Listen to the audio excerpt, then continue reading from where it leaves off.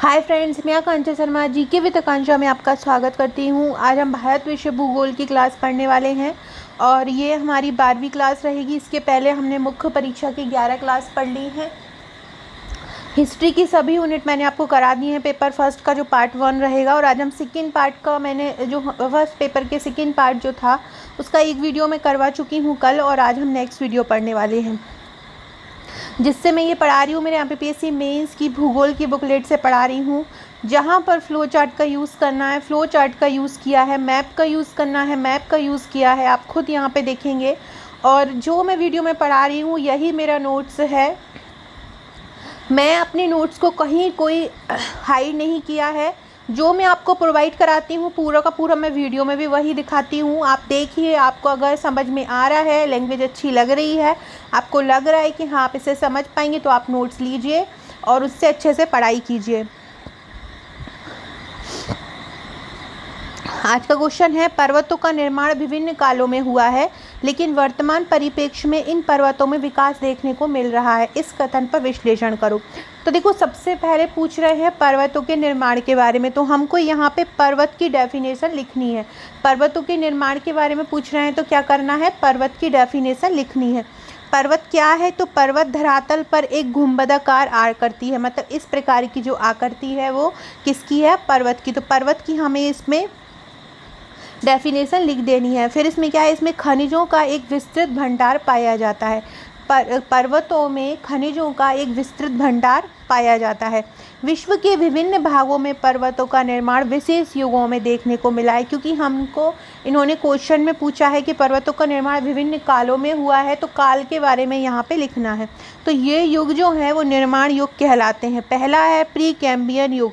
Pre Cambrian युग क्या कहलाता है, ये 500 वर्षों से भी पुराना है। प्री कैम्बियन युग क्या है, 500 वर्षों से भी पुराना है। इसका रूपांतरण अति रूपांतरित चट्टानों द्वारा हुआ है। प्री कैम्बियन युग कब से है, 500 नहीं, ये 5000 वर्ष होगा। इसको सही कर लीजिएगा, मैंने सही करा दिया है नो ग्रुप में। तो ये प्री कैम्बियन युग लगभग 5000 वर्षों से भी ज़्यादा पुराना है। इसका रूपांतरण अति रूपांतरित चट्टानों द्वारा हुआ है। इसका उदाहरण है प्री कैम्बियन युग का भारत की अरावली पर्वतमाला। भारत की जो अरावली पर्वतमाला है विश्व की सबसे पुरानी पर्वत श्रृंखलाओं में से एक है। दूसरा है कैलिडोनियन युग। प्री कैम्बियन युग के बाद कैलिडोनियन युग आया था। इसका उदाहरण है यूरोप में स्कॉटलैंड और सतपुड़ा का पर्वत। तीसरा है हर्सिनियन युग। हर्सिनियन युग कैलेडोनियन युग के बाद आया था। इसका उदाहरण है उत्तर अमेरिका में अपलेशियन पर्वत और भारत में नीलगिरी, जो कि तमिलनाडु में। ये हम पर्वत निर्माण की प्रक्रिया अलग अलग कालों में पढ़ रहे हैं, तो इनके इसलिए हमने अलग अलग युगों में इसके बारे में लिखा है। अगला है अल्पाइन युग। विश्व की उच्चतम और नवीनतम पर्वतमाला इस युग में देखने को मिलती हैं, जैसे कि रॉकी है, एंडीज़ है, हिमालय है। तो ये जो पर्वतमालाएं हैं ये अल्पाइन युग की है। हमारा हिमालय पर्वत जो है वो अल्पाइन युग का है, एंडीज़ पर्वतमाला अल्पाइन की है, रॉकी पर्वतमाला अल्पाइन की है। तो ये सभी अल्पाइन युग के हैं। इस प्रकार हम देखते हैं कि प्री कैम्बियन युग से लेकर अल्पाइन युग तक नए नए विकसित पर्वतों का निर्माण हुआ है। तो पर्वतों का निर्माण विभिन्न कालों में हुआ है, तो पर्वत की डेफिनेशन लिखी। इसके बाद हमने इसके अलग अलग कालों के बारे में लिख दिया, प्री कैम्बियन युग, कैलेडोनियन युग, हर्सिनियन युग, अल्पाइन युग। तो ये इनके विभिन्न कालों में पर्वतों के निर्माण के बारे में जानकारी है। अब हम अगला क्वेश्चन देखते हैं, वलित पर्वत व भ्रंशोत पर्वत की विशेषताएं। देख सकते हैं आप कि किस तरह से डायग्राम का यूज़, जहाँ पे ज़रूरत है मैप का यूज़ किया है, जहाँ पे ज़रूरत हो फ्लो चार्ट का यूज़ किया है। मेरे जो मेंस का पैकेज है उसकी जानकारी दे देती हूँ। मेंस की जो बुकलेट है टोटल 41 बुकलेट आपको मिलती हैं।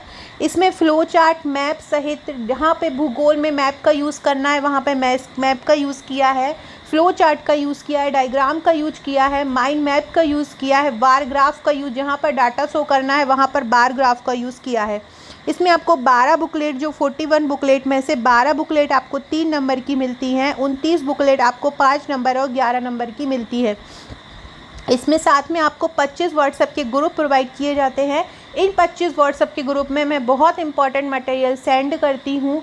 आपको आंसर राइटिंग वहाँ पे कराई जाती है। एक टेस्ट का ग्रुप मिलता है, वहाँ पे आपके टेस्ट लिए जाते हैं। तो ये सभी आपको ग्रुपों में मिलेगा। ग्रुप में करंट अफेयर से संबंधित प्रश्न भी दिए जाते हैं तो और निबंध का एक ग्रुप मिलेगा, निबंध में भी करंट अफेयर से संबंधित निबंध दिए जाएंगे। तो अगर आप इनसे जुड़ना चाहते हैं, अगर आप मेरे नोट्स लेना चाहते हैं तो आप मुझे 6260190944 पर व्हाट्सअप कर सकते हैं। 41 बुकलेट आपको मिलती हैं जो आपके घर पर डिलीवर होती हैं। आपको पेमेंट करके स्क्रीनशॉट देना है, देन अपना आपको एड्रेस सेंड करना है। आप कहीं भी रहते हो भारत में, आपके घर में 7 से 8 दिन में डिलीवर हो जाएंगे। नोट के चार्ज हैं 11,999 नोट्स का चार्ज है। साथ में आप हमारे प्रीलिम्स का पैकेज भी ले सकते हैं। प्रीलिम्स में आपको 11 बुकलेट मिलती हैं जो कि यूनिट वाइज 10 यूनिट के रहते हैं, बाकी एक यूनिट एक जो रहती है वो करंट अफेयर्स की बुकलेट रहती है। तो आप ये भी मंगवा सकते हैं। प्री के साथ भी आपको एक ग्रुप मिलेगा जहाँ तैयारी कराई जाएगी। अगर आप इस बार का प्री का एग्ज़ाम देखें तो 80 से 90% सेम टू सेम जो मैंने पढ़ाया है वही एग्ज़ाम में आया है। अगर किसी ने फेथ करके केवल मुझ पे भरोसा किया होगा तो उनका प्री डेफिनेटली निकल ही रहा होगा। सबसे पहले हम पढ़ते हैं बलित पर्वत। ये बलित पर्वत बृहस्पति पर्वत की विशेषताएं आपको 5 नंबर में पूछा जा सकता है। बलित पर्वत टर्सियन युग में बने हैं और ये बलन क्रिया द्वारा बने हैं। बलित पर्वत टर्सियन युग में बने, टर्सियरी काल जो है उसमें बलित पर्वत का निर्माण हुआ है। और ये बलित पर्वत किस प्रकार से बने हैं, ये वलन क्रिया द्वारा बने हैं। बलित पर्वत की विशेषताएं क्या होती हैं? बलित पर्वत की विशेषता होती है कि जो लंबाई होती है उसकी चौड़ाई की अपेक्षा अधिक होती है। आप देख सकते हैं, देखिए लंबाई इसकी ज़्यादा है कंपैरिजन टू इसकी चौड़ाई। तो बलित पर्वत की विशेषता में इनकी लंबाई चौड़ाई की अपेक्षा अधिक होती है। अपनति अभिनति जो होती है वो एकांतर क्रम में होती है। देखो ये अपनति हो गया, फिर नीचे आए तो अभिनति हो गया। तो ऐसे अपनति अभिनति जो होती है पहले ऊपर फिर नीचे, फिर ऊपर फिर नीचे, तो ऐसे अल्टरनेट मतलब एकांतर क्रम में होते हैं। इनकी उत्पत्ति 2 प्लेटों के बीच अभिसारी गति से होती है और ये युवा पर्वतों की श्रेणी में आते हैं। अभी हमने पढ़ा था कि जो अल्पाइन पर्वत होते हैं वो बलित पर्वत होते हैं, नए पर्वतों की श्रेणी में आते हैं, जैसे कि हिमालय हुआ, रॉकी हुआ। अगर आप लोग बोलते हैं कि मेंस क्या प्री के लिए ज़रूरी होता है, तो आप देखिए ना ये बलित पर्वत वाला क्वेश्चन अभी प्रीलिम्स में आएगा। अगर कोई मेंस ये पढ़ा होगा तो आराम से बलित पर्वत वाला क्वेश्चन बहुत अच्छे से करके आया होगा। तो बलित पर्वत युवा पर्वतों की श्रेणी में आते हैं, समृद्ध संसाधन युक्त होते हैं। मतलब बलित पर्वत में समृद्ध संसाधन होता है, संसाधन से ये भरपूर होते हैं। तो लंबाई चौड़ाई की अपेक्षा अधिक होती है। अपनति अभिनति एकांतर क्रम में होते हैं। उत्पत्ति इनकी 2 प्लेटों के बीच अभिसारी गति से होती है। युवा पर्वतों की श्रेणी में आते हैं और ये समृद्ध संसाधन से युक्त होते हैं। अगला है बृहस्पति पर्वत। जब 2 भ्रंश तलों द्वारा जब कोई भूखंड अचानक से ऊपर उठ जाए, 2 भ्रंश तलों द्वारा, ये देख सकते हैं ये 2 भ्रंश तल हैं और अचानक से कोई भूखंड ऊपर उठ जाए तो ये जो पर्वत कहलाता है वो कौन सा कहलाता है? बृहस्पति पर्वत कहलाता है। इनकी विशेषताएं क्या होती है बृहस्पति पर्वत की कि ये भ्रंश घाटियों से घिरे हुए होते हैं। पर्वतों की ढाल तीव्र होती है और ऊपरी भाग होता है थोड़ा सा, ये ऊपरी भाग इनका समतल होता है। जब भूपर्पटी में संपीड़न के कारण भ्रंश विकसित होते हैं तो ये भूमि के एक खास भाग का उत्थान कर देता है, जिससे बृहस्पति पर्वत की उत्पत्ति होती है। जैसे कि ये सपोज करो ये एक ज़मीन है, ये एक ज़मीन है और एकदम से इसमें भ्रंश उत्पन्न हो गया, तो भ्रंश उत्पन्न होने के कारण यहाँ पर एक इस तरह से एक ढलान सा उत्पन्न हो जाएगा जो क्या कहलाएगा? बृहस्पति पर्वत कहलाएगा। अगला क्वेश्चन है, ये 3 नंबर में भी पूछा जा सकता है, 5 नंबर में भी। पर्वत और पठार में अंतर बताओ। तो पर्वत क्या होता है? पर्वत का जो शिखर होता है वो थोड़ा छोटा होता है और पठार का जो ऊपरी भाग होता है वो मेज की तरह इस प्रकार से चपटा होता है। पर्वतों की ऊंचाई कई हज़ार मीटर होती है और जो पठार होती है उसकी ऊंचाई कुछ 100 मीटर से कई हज़ार मीटर तक होती है। शिखर जो होते हैं बर्फ़ से ढके होते हैं। पर्वत के जो शिखर होता है वो बर्फ़ से ढका होता है और पठारों का शिखर बर्फ़ से नहीं ढका रहा होता, क्योंकि बहुत सारे क्षेत्र ऐसे हैं, हमारे मध्य प्रदेश में भी बहुत क्षेत्र रहते हैं जो लोग पठारों पे ही निवास करते हैं। संसाधन पर्वतों में वन संपदा रहती है, संसाधन यहाँ की पर्वतों के संसाधन रहती है, वन संपदा इम्पोर्टेंट महत्वपूर्ण जो जड़ी बूटियाँ होती हैं वो पर्वतों पर पाई जाती हैं। और पठार का अगर संसाधन देखें तो खनिज पदार्थ जो होते हैं वो पठार के संसाधन रहते हैं। अब हम पढ़ते हैं पठार को समझाकर उसके वर्गीकरण को समझाइए। ये एक चित्र बना हुआ है, इस चित्र से आप बहुत आसानी से समझ सकते हैं कि क्या पर्वत होता है, क्या पठार होता है, क्या मैदान। देखो जो सबसे ऊपर बना हुआ है वो पर्वत है, थोड़ा सा गैप देखिए, धरातल का तल आ गया, फिर ये पठार आ गया, फिर ये समतल जो सतह आ गई ये मैदान हो गई है। तो इस प्रकार का चित्र को आपको भी बना के आना है। ये मैंने बहुत इजी कर दिया है आप लोगों के लिए चित्र सहित। आप लोग अगर नोट्स लेते हैं कहीं से भी, जो आपको प्रिंटेड नोट्स मिलता है, तो इस तरह से डायग्राम बना कहीं पर नहीं आता है कि हर क्वेश्चन के बाद कौन सा डायग्राम बनाना है। थ्योरी दी होती है, आपको सिलेक्ट करना रहता है कि ये डायग्राम बनेगा। हमने आपकी ये परेशानी भी हल कर दी है, कहाँ पर मैप यूज़ करना है, कहाँ पर डायग्राम बनाना है, कहाँ पर फ्लो चार्ट बनाना है, कहाँ कंक्लूज़न लिखना है, कहाँ इंट्रो लिखना है, ये सब आपको एक ही जगह पे बना बनाया मटेरियल मिल रहा है। तो पठार क्या होता है? धरातल पर ऐसी भूमि जिसका शीर्ष सपाट होता है तथा ढाल तीव्र होता है। ढाल तीव्र मतलब इस तरह से होता है, पानी बिल्कुल बहुत जल्दी से रिस के, कोई भी चीज़ बहुत जल्दी से रिस के नीचे आ जाती है। तो शीर्ष सपाट होता है तथा ढाल तीव्र होता है। क्या कहलाता है? पठार कहलाता है। पठार जो होते हैं वो पर्वतों से नीचे होते हैं और मैदान से ऊंचे होते हैं। देखो हम देख रहे हैं मैदान से ऊंचे हो रहे हैं, लेकिन पठार पर्वत से नीचे हो रहे हैं। वर्गीकरण इनका दो प्रकार से होता है, उत्पत्ति व स्थिति के आधार पर और अपरदन चक्र के आधार पर। उत्पत्ति व स्थिति के आधार पर सबसे पहला पढ़ते हैं अंतर पर्वतीय पठार। आप देख सकते हैं ये चित्र में, ये देखो चारों तरफ अंतर पर्वतीय पठार वो होते हैं कि बीच में पठार है और चारों तरफ से वो पर्वतों से घिरे हुए होते हैं। इस प्रकार से ये पठार है, ये चारों तरफ से पर्वतों से घिरे हुए हैं। जैसे कि तिब्बत का पठार हुआ, एशिया माइनर पठार हुआ, मैक्सिको का पठार हुआ, बोलीविया व पेरू का पठार हुआ। दूसरा होता है गिरिपथ पठार, आधार पर स्थित होते हैं। गिरिपथ पठार क्या होते हैं? आधार पर स्थित होते हैं। एक और उच्च पर्वतों से और दूसरी ओर सागर या मैदान से ये घिरे होते हैं। एक ओर तो ये उच्च पर्वतों से घिरे होते हैं और दूसरी ओर सागर या मैदानों से घिरे होते हैं। जैसे दक्षिण अफ्रीका का या पेंटागोनिया का पठार गिरिपथ पठार होता है।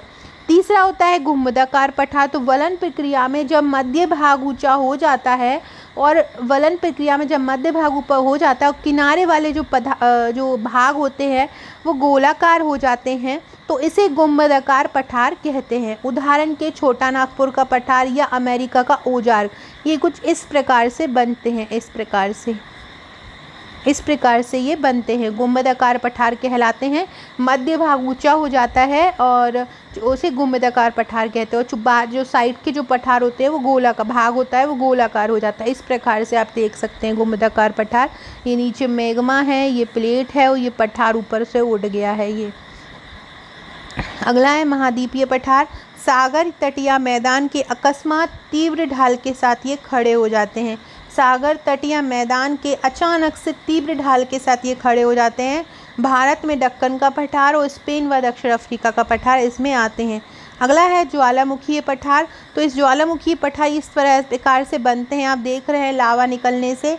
ज्वालामुखी के विस्तृत लावा के जमाव के कारण होता है। देखिए जैसे कि ये ज्वालामुखी निकल रहा है, यहाँ पे ये इकट्ठा होता जा रहा है, इकट्ठा होता गया। तो इस प्रकार से इकट्ठे हो के ये इस प्रकार का बना लेता है। कोई भी चीज़ आप इकट्ठे डालते हैं, जैसे आपने देखा होगा एक रेत का ढेर बन जाता है। जब हम ऊपर से रेत गिराते हैं तो रेत गिराते वो एक ऐसा ढेर टाइप बन जाता है, गुंबद के टाइप का इकट्ठा बन जाता है। तो वही स्थिति सेम पठार की होती है। और यहाँ पे ज्वालामुखी निकल रहा है, तो ज्वालामुखी जो है ज्वालामुखी जब निकलता है तो तरल अवस्था में रहता है और जब हो जाता है उसको समय तो वो कठोर हो जाता है, तो वही पठार का रूप ले लेते हैं। उदाहरण स्नेक का पठार और यूएसए में कोलंबिया का पठार। अपरदन के आधार पर अगर वर्गीकरण देखें तो सबसे पहला होता है तरुण पठार, जिसको जैसे कि कोलोराडो का पठार जीर्ण पदार्थ अपरदन क्रिया इनमें अधिक होती है, जैसे कि रांची पठार। खनिज पदार्थों का समाजीकरण इनमें हो जाता है। अगला है अपलेशियन प्रौढ़ पठार है, ये प्राचीन पठार इसको बोलते हैं।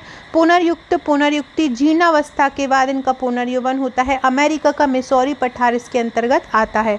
ज्वालामुखी क्रियाओं द्वारा बने पठार अगर हम देखें तो जलोढ़ मैदान, हिमानी द्वारा निक्षेपित, पवन द्वारा निक्षेपित जैसे लोइस मैदान, लावा निर्मित, तो ये ज्वालामुखी क्रिया द्वारा बने पठार होते हैं। इस प्रकार पठार अलग अलग समय अनुसार और अलग अलग स्थिति के अनुसार निर्मित होते हैं, ऐसे निष्कर्ष लिख सकते हैं। तो इस प्रकार से हमने आज अपना क्वेश्चन कंप्लीट किया। बहुत ही इंपॉर्टेंट क्वेश्चन था, विद डायग्राम हमने कवर किया। अगर आपको अच्छा लगा हो तो कमेंट करके ज़रूर बताइएगा, लाइक कीजिएगा, शेयर कीजिएगा। अगर आप हमारे व्हाट्सएप टेलीग्राम ग्रुप से जुड़ना चाहते हैं तो आप मुझे व्हाट्सएप कर सकते हैं और डिस्क्रिप्शन लिंक में आपको WhatsApp, Telegram, Facebook, Insta, Twitter, Telegram की लिंक मिल जाएगी, जुड़ जाइएगा। और अगर आपने अभी तक आपका नंबर मेरे पास सेव नहीं करवाया है तो करवा दीजिए, वहाँ आपको स्टेटस पे बहुत इंपॉर्टेंट मटेरियल मिलता रहेगा। Okay friends, thank you.